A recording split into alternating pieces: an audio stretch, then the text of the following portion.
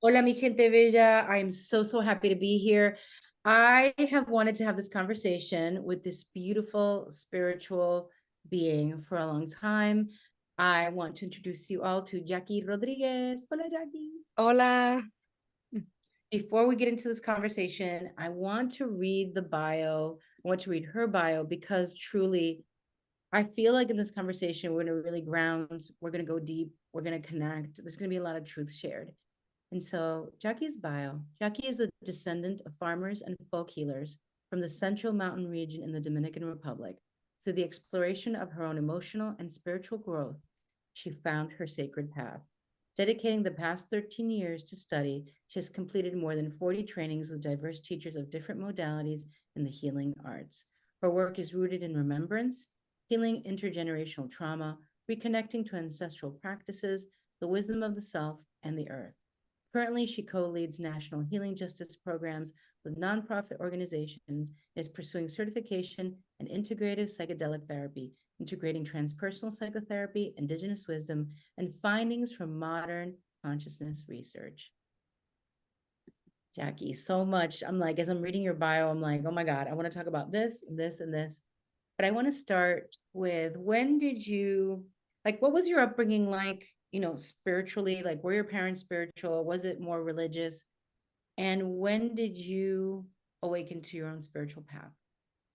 Okay, so first I will say I'm just so excited and honored and grateful to be here. Thank you so much. Upbringing was folk. I would say folk Catholic. So my parents went to church, but they weren't super religious. But at the same time, like my dad did something that we call ensalmos. And ensalmos are basically like healing prayer that's done to heal ailments or like skin things, like warts and things like that.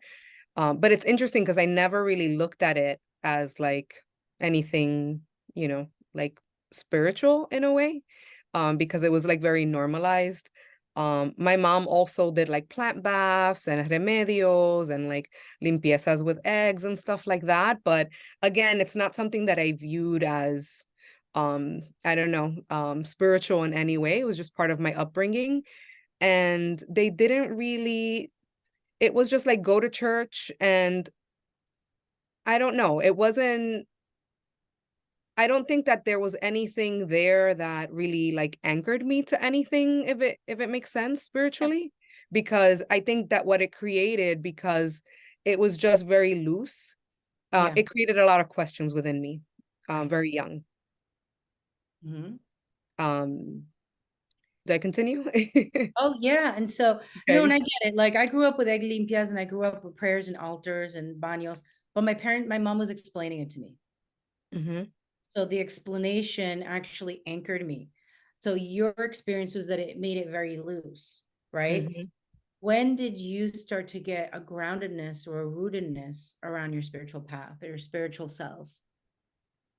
Honestly, I didn't start to really get like a groundedness. I want to say probably, I mean, I spent a lot of time in exploration. Right. Like, I would say maybe from the age of like 13 to about 20, I would say I was just like really in exploration and seeking. Well, I'm still in many ways seeking, but actually no, I would say I'm definitely more grounded, but um yeah, so it was a lot of exploration and seeking, and it wasn't until 26. So I don't want to age myself too much. But that was around 2006, around 2006, 7, I want to say, that I had like my first spiritual emergence. And, a lot of people recognize this as being close, and I was really close to my Saturn's return. Hmm. So a lot of people recognize this as a Saturn's return, or I've heard people call it a quarter life crisis. Yes, yes. And, at this time in my life, I was like meditating more, like a lot more consistently. I was, like I said, I was seeking, because I kind of want to backtrack a little bit so it makes sense. So, a lot of my upbringing was very loose, as I mentioned. And because of that, I started to look into Eastern type of belief systems. So I started to look into Buddhism. I started to look into Tao. Then I found myself in like Kabbalah, right? Because I was like just seeking for such a long time. And so around this time, I think I was more rooted into like Kabbalah and meditation and things like that. And then my whole life fell apart, to be honest, at the time. Yeah, it was really, really challenging. And because I didn't really have like enough tools or resources to keep me anchored in like these new systems, I went back to a lot of like old cycles, which were partying and drinking. And like that was the way that I dealt with like what was coming up in my life. I was also a young mom. So I had dedicated from the age of like, 19, I got pregnant. I had dedicated 6, 7 years solely to my family and my children. So I was also like a 20-something-year-old, so I think all of that combined kind of like combusted in some way. So I spent a few years lost. And then around 2010, I found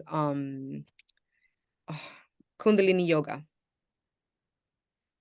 So I feel like I've traversed a lot of different things. So I found Kundalini yoga, and that was a lifesaver for me in many ways, because it brought me back like just a certain type of rootedness. And then I did like leadership trainings around transformational work and continued that kind of stuff. And then fast forward from like 2010, I kind of continued that exploration. And honestly, it was really like 2016 that I feel like hit a big marker for me. And not only like my own growth, but also in the realization that I needed to pursue like spiritual work more from like there's something more here. And I wasn't sure yet like what it was. 2012, I started to consider doing like Reiki. Like it was just like an idea, and I didn't pursue it because at the time, I know it's gonna sound super silly, but I'm being like completely authentic, even Please though it's be, kind of please be, por embarrassing. favor, por favor. But at the time, the course was $300. And Vanessa, I could not spend $300 on myself for that, and I realized like later on that I wasn't willing to invest $300 in myself for this. One, because I didn't really, it's not like I came into this like, oh, I'm going to do healing work. It was just like a curiosity. I didn't know where it was going to go, but I couldn't spend it on myself because I didn't value myself. Truly. And I would spend that money on other things, clearly. But clothes and drinking or travel or party or whatever is different Yeah. until you understand. And so that's amazing. Thank you for sharing that. I think people will relate listening. Yeah. So then you were there, you were thinking of Reiki. Yeah. So it took that was 2012. I kind of went back a little bit. I jump around a lot, so Oh, good. It's all good. We're with you. We're with you. yeah, We're tough so travelers. Viajamos por el tiempo. There we go. yeah, and that's the other thing too. It's not like now I can look at the story and kind of piece it together more linear, but the way it happened, it wasn't linear at all for me. And it's not. And I think that there's an expectation that like, oh, we're supposed to know, and like all these things. And also it's a lot more popular now. Yeah. Like these types of things, you can talk about it like openly.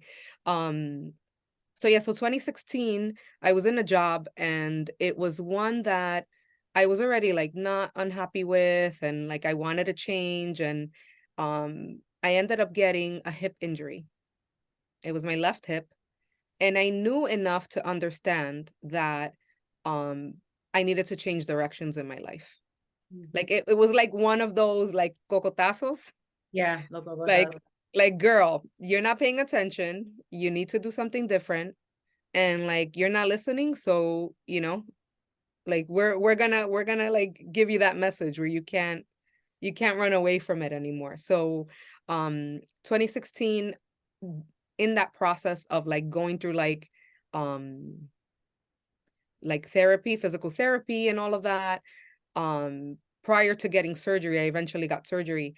I made a promise to myself because I had the awareness, and I'm like, okay, cool. clearly there's something that has to change. So at that point, then I was like, okay, once I get better, like I'm gonna do all the things I've been avoiding. So I went back to meditation, like really strongly, really strongly. I would meditate like 20 minutes, you know, sometimes more, like just really focused. Went back to meditation daily. Um, I went back to writing, which I also had ran away from for a really long time. I want to say about probably 5 years or so. And then I was like, as soon as I get better, I'm gonna get that Reiki certification. So that like kind of started in a sense this path. But again, I kind of just went curiously, and at least I was at the point where it's like I was willing to invest in myself. Yeah. And then that just continued, many, many breadcrumbs until where I'm at today. And I just feel like it's such a long story that I'm gonna pause it there for now. Well, you know what? You brought up a couple of things. Um, the journey is not linear. It can be drawn in a linear fashion to tell a story when we look back. Pero la verdad is that we all have, you know, ups and downs and circles, and we're not all born like, you know, people sometimes think, well, I'm born to be this, I'm born to be that. You can be born to be a healer, but not come into it till you're 60 Hmm. because you had a spiritual priority to be a mother. Hmm. You know what I mean? To be in a relationship, a long relationship, to have certain things. And so the fact that you said that it's not linear is very important for the listeners and for us to understand that just because some people are like, oh, I wish I had a business like you. I wish I had a journey like you. I'm like, yeah, but I don't have kids. Hmm. I said, so I have always been focused in this because that's what I was supposed to do. I also had a million relationships, not literally, but let's say my husband's proposal was my eighth proposal, right? So I experienced a lot of things that were different. You Hmm. had to experience what you had to experience. And so for anybody who's listening, just know that we all get to our healing work in different ways. And one way isn't better than the other. They're just different. And Yeah. so when did you like really step into now? I know that you co-lead this healing justice program, a national healing justice program. I had the honor and the pleasure of working with you last summer. Yay, at the People's Yeah. Conference. You're so amazing. It was so great. How did you step into that work? And then how did that lead you to be like, well, I'm going to do my own business? You know, how did like, Well, okay, so that it's actually okay, so it wasn't exactly like in that way. mhm, So in 2016, when I decided that I was going to step into like kind of more discovery around what is this call, right? Because I didn't have clarity. I had already in that time I had went to like a training. This is like another, I'm telling you, it's like a lot. Like I said, it's not linear. I had started to do workshops for women around body positivity and body image. And that was born out of I worked in the fitness industry for about 10 years and I did bodybuilding things. And I've been through my own journey with my body back and forth and up and down and like just everything. And part of my healing prior to 2016, and I had spent a lot of time on, was healing my relationship with my body and my weight. So 2016, I had went to a training. I see one of my old coaches there from like the transformational training I had done like 6 years prior. And we're talking, and I used to want to write a book around this journey. And he asked me, he's like, did you write the book about this? And I was like, no, I haven't. And he's like, so let's turn it into workshops. Like I can support you. So, it took some time and he started to support me in doing that. So I had already kind of started a business there. And what ended up happening was that eventually, as I continued to do that work, I had put in the spiritual component, but it was like a little tiny bit, because I was way too scared to like come out and like, I don't know, just really not, obviously the body positivity stuff, the body image stuff, like that's all really important. But like for me, it was also like the other parts around like really being connected to yourself, doing that like healing around the mind, the mindset, you know, this like aligning all of it. So I had interjected some of that in there, but I didn't want to do it in a way where people would be turned away.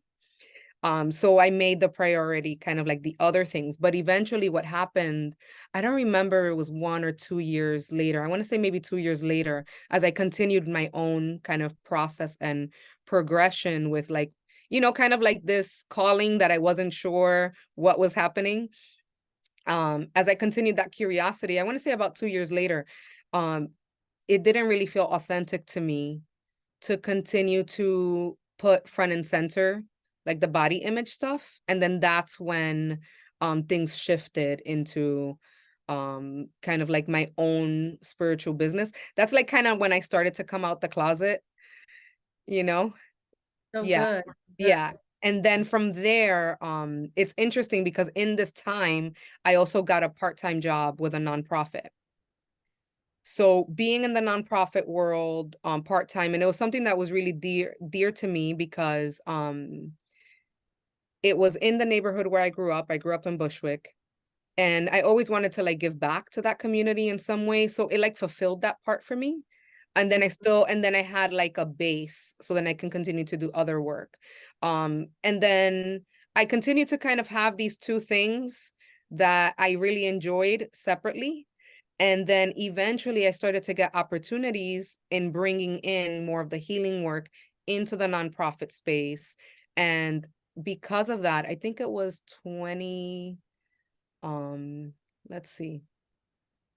I think it was 2021. I got my first opportunity to work with national organization and start to bring, you know, co-lead and do healing justice work.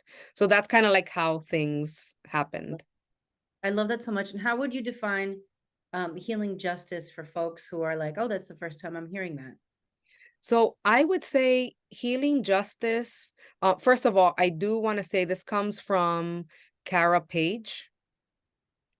So the terminology comes from Cara Page, and basically, like I would say the way that I look at it is being able to bring people back into their own lineages, and having ways that support them that are not Western based, you know, because we have a lot of things that are very Western based here.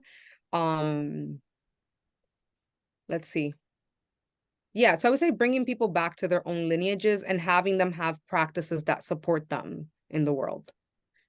I would like to give Beautiful. you the official definition for healing justice, just because the brainy part of me, and I want to honor Cara Page, which is where this work comes from. Hold on. Because I do think that it's important to give credit to where credit is due, and I did not come up with healing justice. But healing justice identifies how we can holistically respond to and intervene on generational trauma and violence, and bring collective practices that can impact and transform the consequences of oppression on our bodies, hearts, and mind. Cara Page and the Kindred Southern Healing Justice Collective. Love that. So Thank you. Thank you. And what the thing that like, when I'm hearing all your story and your journey, and I mean, I know that there's so much more. We only have a certain amount of time.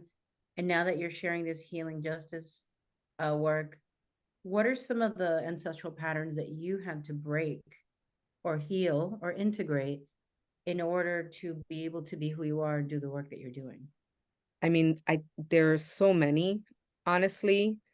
I think top of mind, what comes up is like martyrdom. Yes. I think that culturally and in my own family, like women are taught that in order to be good partners, good moms, like they have to sacrifice themselves. Mhm. And I understand like that's something that comes from the struggle, right? The ancestral struggle that, you know, my ancestors, like they didn't have the leisure, they had to survive, Mm. right? So I think that's one of them. And because of that, I have been able to like lean into pleasure and rest. And I think that this is like one that's like kind of opening up more and more, you know, as I continue this path, being on the path of like really allowing myself to align and connect with the things that I truly do deserve and that I Yeah. am deserving and Yeah. worthy. Um, I think letting go of my image, you know, who am I supposed to be, look like, what do I look like, you know, people pleasing. Um, there's another major one, but it's not even for me that this was kind of broken in a way, but I kind of feel compelled to share this. One major one that broke is that, and again, up until now, right? In my mother's lineage, all the women are mothers young. So like I was a mother at 19, my sister at 16, my mother at 19, her mother, I'm not sure how old, but it was also pretty young. And I think that's pretty standard for a lot of people, you know, of Latin America culture or Caribbean culture. And I was in a ceremony and I interacted with what was a spirit that needed to be born in the lineage. And I saw in the lineage that it was gonna go to someone that was younger, like a young girl, part of our family.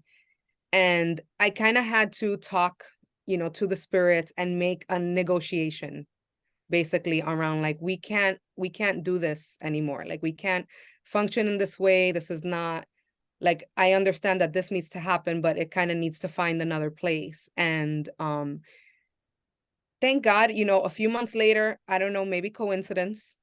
But a few months later, there was someone that did get pregnant, but it was somebody else. It was like a cousin, and she ended up getting pregnant, and she was like a little bit older age. She was like mid-20s. Oh, Yeah. good. And Yeah. it wasn't this like 16, 17-year-old girl. So it was interesting. Again, I don't, you know, it's the way that, yeah, that's one way that it can look. So yeah, I'll leave it there for now, but there have been plenty and plenty that I continue to break. I love that so much. And Jackie, what are some of the gifts that you've leaned into, your ancestral gifts, in order to share Ooh. them with the world, to make your life better, to help heal your family? Yeah, I would say definitely like showing up to the call, like answering the call is one that I'm leaning into, and to be honest, I haven't fully leaned into it. It's like I kind of go back and forth, and you know, I think it's gonna happen soon. It's one that I'm currently working on, is allowing myself to be seen. Yes. But it's more than allowing. It's honestly like I realize that it's being safe to be seen, because so many of our ancestors were killed because of these things, you Mhm. know, and it wasn't safe to be seen. We didn't have a world where it was safe to be seen. But it's something that I still, you know, that's like one that I'm working on. I would say, and this is one that I don't share much, but my mediumship, So you know, good. and that was a really scary one to lean into. Just because I started to have experiences like around the age of 13 that I recall.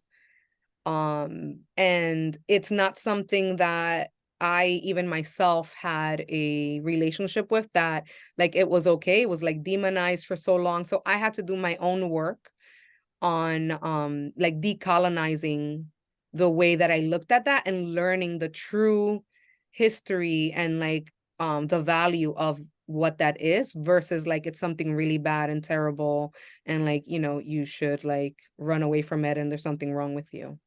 Yeah, yeah, it's absolutely true. There's so much demonization and so many BIPOC and Latinx spaces, also white spaces, where that is demonized. And I'm so glad that you were able to break through, because it's part of our gifts. It's part of our ancestral inheritance to be able to connect to our family, to our ancestors, to our guides that are on the other side.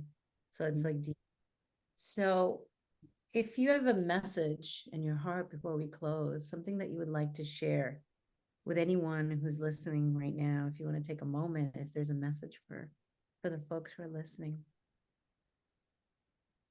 I would say that the greatest guide that anyone has is themselves.